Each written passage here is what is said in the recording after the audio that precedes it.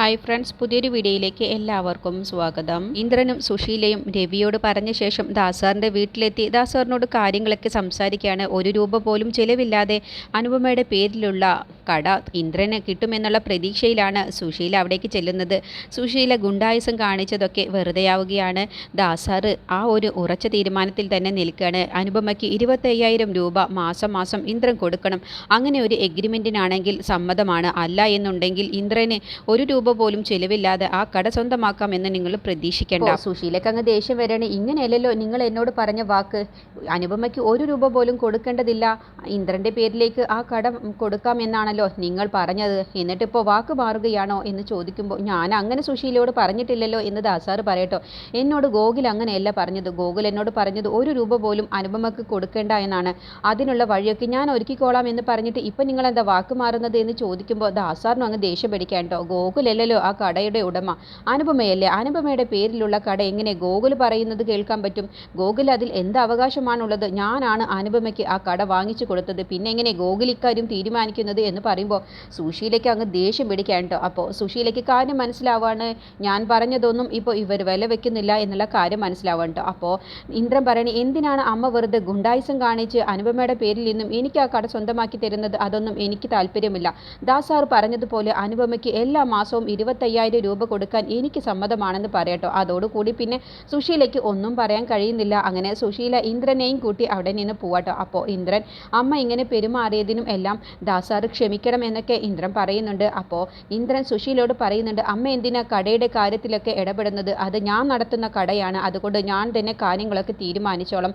അമ്മ വെറുതെ ഇതിൽ തലയിടാൻ നിൽക്കണ്ട എന്ന് ഇന്ദ്രൻ ദാസിന്റെ മുന്നിൽ വെച്ച് പറഞ്ഞതോടുകൂടി സുശീലയ്ക്ക് പിന്നെ ഉത്തരം മുട്ടി പോവുകയാണ്. എന്നിട്ട് ഇന്ദ്രനും സുശീലയും നേരെ ഹോസ്പിറ്റലിലേക്കാണ് ചെല്ലുന്നത്. ഹോസ്പിറ്റലിലെത്തി ഹർഷയെ ലേബർ റൂമിൽ നിന്നും റൂമിലേക്ക് മാറ്റിയിട്ടുണ്ടാവും എന്നുള്ള പ്രതീക്ഷയോട് കൂടിയിട്ടാണ് ഇന്ദ്രനും സുശീലയും കൂടി അവിടേക്ക് ചെല്ലുന്നത്. അപ്പോൾ സുശീലയുടെ പിടിവള്ളി തന്നെ ഹർഷയായതുകൊണ്ട് ഇനി ഹർഷയുമായിട്ട് എന്തെങ്കിലും തീരുമാനിക്കാം എന്നതിൻ്റെ ശേഷം മാത്രം മതി ഇനിയിപ്പോൾ ഇക്കാര്യം സംസാരിക്കല് എന്നുള്ള ഉദ്ദേശത്തിലാണ് കേട്ടോ സുശീല ഹർഷയുടെ അടുത്തേക്ക് ചെല്ലുന്നത്. അങ്ങനെ രവിയുമായിട്ട് സംസാരിക്കുന്ന സമയത്താണ് അപ്പോഴാണ് അവരറിയുന്നത് ഹർഷയെ ഇപ്പോഴൊന്നും റൂമിലേക്ക് മാറ്റിയിട്ടില്ല എന്നുള്ള കാര്യം. അപ്പോൾ എന്താ ഇത്രയും നേരമായിട്ടും ഹർഷയെ റൂമിലേക്ക് മാറ്റാത്തത്? നിങ്ങൾ എന്താ ഡോക്ടറെ കണ്ട് ചോദിച്ചില്ലേ എന്ന് സുശീല ഇന്ദ്രൻ രവിയോടും കുഞ്ഞമ്മയോടും ചോദിക്കാൻ കേട്ടോ. അങ്ങനെ അവർ സംസാരിക്കുന്ന ആ സമയത്താണ് ഡോക്ടർ പുറത്തേക്ക് വരുന്നത്.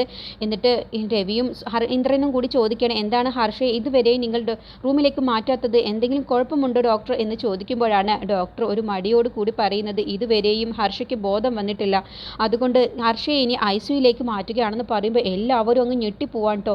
എന്ത് പറ്റി ഹർഷയ്ക്ക്, എന്ത് പറ്റി എന്നുള്ള ആ ഒരു ടെൻഷൻ വരികയാണ് എല്ലാവരുടെയും മനസ്സിൽ. രവിയൊക്കെ അങ്ങ് തകർന്നു പോവുകയാണ്. എന്ത് പറ്റി ഹർഷയ്ക്ക് പെട്ടെന്ന് ഇങ്ങനെ എന്നുള്ള ആ ഒരു ചിന്തയാണ് കേട്ടോ.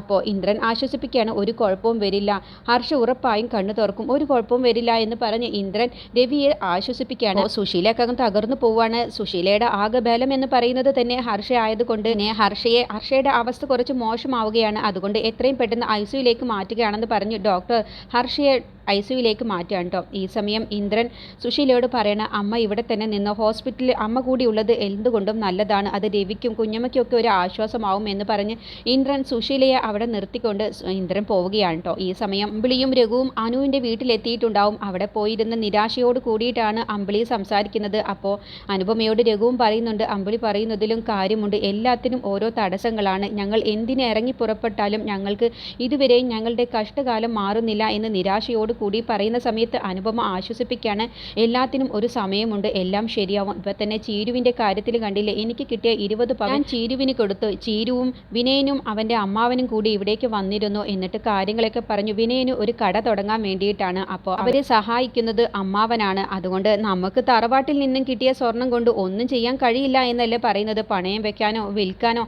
ഒന്നിനും കഴിയില്ല എന്നല്ലേ പറയുന്നത്. അപ്പോൾ അതേ തൂക്കത്തിനുള്ള സ്വർണം അമ്മാവനാണ് വിനയന് കൊടുക്കുന്നത്. അത് പണയം വെച്ചിട്ടാണ് ഇനി അവർ കട തുടങ്ങാൻ ഉദ്ദേശിക്കുന്നത്. അപ്പോൾ അവരുടെ കയ്യിലുള്ള 20 പവൻ കൊണ്ട് ഒന്നും തികയില്ലല്ലോ. അപ്പോൾ അതിനുവേണ്ടി എൻ്റെ കയ്യിലുള്ള 20 പവനും കൂടി ചോദിക്കാനാണ് അവരിവിടേക്ക് വന്നത്. ഞാൻ അത് അവർക്ക് കൊടുക്കുകയും ചെയ്തു. ആർക്കെങ്കിലും തറവാട്ടിൽ നിന്നും കിട്ടിയ സ്വർണം കൊണ്ട് ഒരു ഉപകാരം ഉണ്ടാകുമല്ലോ എന്ന് പറയട്ടോ. അത് കേൾക്കുന്ന സമയത്ത് രഘുവും അമ്പിളി അങ്ങ് അതിശയിച്ചു പോവുകയാണ്.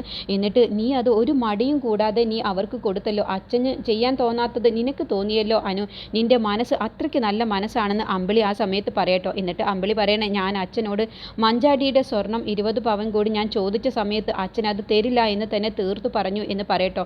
എന്തായാലും അനു, നിന്റെ മനസ്സ് നല്ല മനസ്സാണെന്ന് പറഞ്ഞ് നല്ല നിരാശയോട് കൂടിയിട്ടാണ് സംസാരിക്കുന്നത്. തറവാട്ടിൽ നിന്നും കിട്ടിയ സ്വർണം കൊണ്ട് ചീരുവിനും വിനയനുമെങ്കിലും ഉപകാരപ്പെട്ടല്ലോ, അതുമാത്രം മതി. അതുപോലെ ഞങ്ങൾക്കും ഒരു സമയമുണ്ടാവും. ഞങ്ങളിപ്പോൾ സച്ചി സാറിനെ കണ്ട് സംസാരിക്കാനാണ് വന്നത്. പക്ഷേ സച്ചി സാറും കുടുംബവും എവിടേക്കാണെന്ന് അറിയില്ല. തൽക്കാലം അവരിപ്പോൾ ഇവിടെ ഇല്ല. അതുകൊണ്ടാണ് നിന്റെ അടുത്തേക്ക് വന്നത്.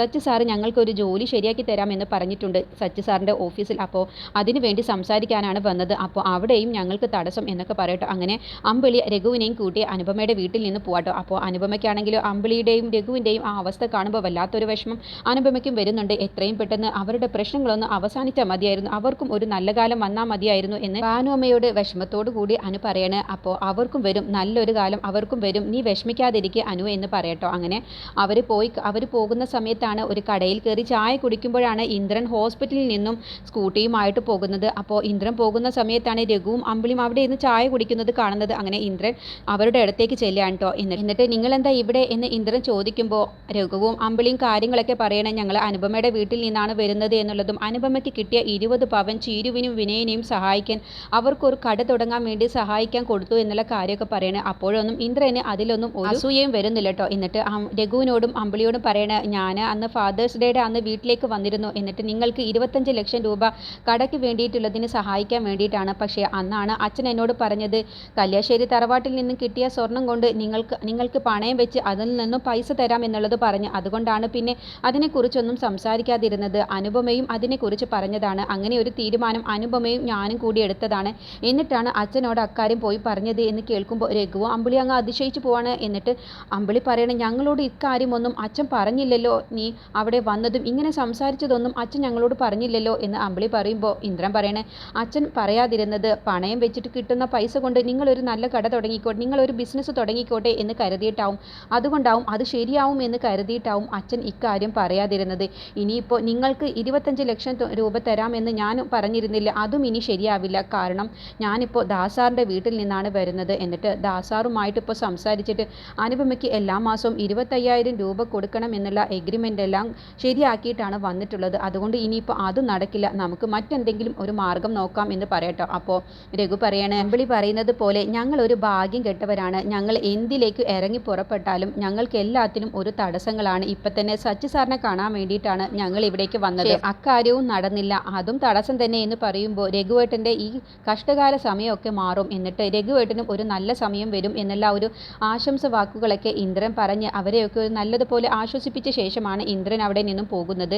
അപ്പോൾ അമ്പിളിയാണെങ്കിലോ എന്തിലും ഏതിലും നമുക്ക് തടസ്സമാണല്ലോ രഘുവേട്ട, എന്താ നമുക്ക് മാത്രം ഇങ്ങനെ എന്നൊക്കെ ചോദിക്കുമ്പോൾ രഘു പറയണേ, ഇന്ദ്രൻ പറഞ്ഞതുപോലെ നമുക്കും വരും നല്ലൊരു ദിവസം, നീ ഒന്ന് സമാധാനപ്പെട് എന്ന് പറഞ്ഞ് അമ്പിളിയെ രഘു ആശ്വസിപ്പിക്കാൻ കേട്ടോ. പിന്നീട് അനുപമയെ കാണാൻ വേണ്ടി വിനയൻ കുറച്ച് ചോക്ലേറ്റും കാര്യങ്ങളൊക്കെ ആയിട്ട് അവരുടെ വീട്ടിലേക്ക് വരികയാണ്. വിനയനെ സഹായിച്ചതിൻ്റെ നന്ദി സൂചിപ്പിക്കാൻ വേണ്ടി അനുപമയെ സോപ്പിടാൻ വേണ്ടിയിട്ടാണ് വിനയൻ അവിടേക്ക് വരുന്നത്. എന്നിട്ട് പറയണേ, ഞങ്ങളെ സഹായിച്ചതിന് ചേച്ചിയോട് ഒരുപാട് നന്ദിയുണ്ട്. ഏതായാലും ഇന്ദ്രനുമായിട്ട് അനുചേച്ചി ഇപ്പോൾ അകന്നു നിൽക്കുന്നതല്ലേ, അപ്പോൾ ഈ വീട്ടിലെ എല്ലാ കാര്യങ്ങൾക്കും അനുചേച്ചി കഷ്ടപ്പെടുന്നതല്ലേ, അതുകൊണ്ട് ഇന്ദ്രൻ്റെ പോലെ തന്നെ ഇന്ദ്രൻ്റെ സ്ഥാനത്ത് നിന്നുകൊണ്ട് ഞാൻ ഈ വീട്ടിലെ എല്ലാ കാര്യങ്ങളും ഞാൻ ഇനി ശ്രദ്ധിച്ചോളാം, ഞാൻ ചേച്ചിയെ സഹായിച്ചോളാം എന്ന് പറയുന്ന സമയത്ത് അത് അനുപമയ്ക്ക് ഒട്ടും തന്നെ ഇഷ്ടപ്പെടുന്നില്ല കേട്ടോ. അനുപമയ്ക്ക് വിനയൻ്റെ യഥാർത്ഥ സ്വഭാവം എന്താണെന്നുള്ളത് ചീരു പറഞ്ഞിട്ട് അറിയാവുന്നത് കൊണ്ട് തന്നെ അനുപമ വിനയോടും കുറച്ച് മോശമായിട്ട് തന്നെ ദേഷ്യത്തിൽ കുറച്ച് കനത്തിൽ തന്നെ അങ്ങ് സംസാരിക്കുകയാണ്. എന്നിട്ട് പറയണേ, വിനയനെ ഞാൻ സഹായിച്ചു എന്നുള്ളതൊക്കെ ശരി തന്നെയാണ്, അത് എൻ്റെ ചീരുവിനെ ഓർത്തിട്ടാണ് ഞാൻ നിന്നെ സഹായിച്ചത്.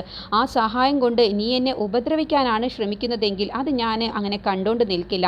നീ എന്നെ സഹായിക്കാൻ വരുന്നത് പിന്നീട് അതൊരു ഉപദ്രവമാകാനാണോ നിൻ്റെ ശ്രമം? അതുകൊണ്ട് നീ വല്ലാതെ എന്നെ സഹായിക്കാനൊന്നും ഇങ്ങോട്ട് വരണമെന്നില്ല. ഞാനും എൻ്റെ കുഞ്ഞും ഞങ്ങൾക്കറിയാം എങ്ങനെ ജീവിക്കണം എന്നുള്ളത്, അതുകൊണ്ട് സഹായം എന്നൊന്നും പറഞ്ഞ് ഞങ്ങളെ ഇനി ഇവിടെ വന്ന് ശല്യപ്പെടുത്തരുത് എന്നങ്ങ് പറയുമ്പോൾ വിനയൻ അങ്ങ് ചമ്മിപ്പോവാണ് കേട്ടോ.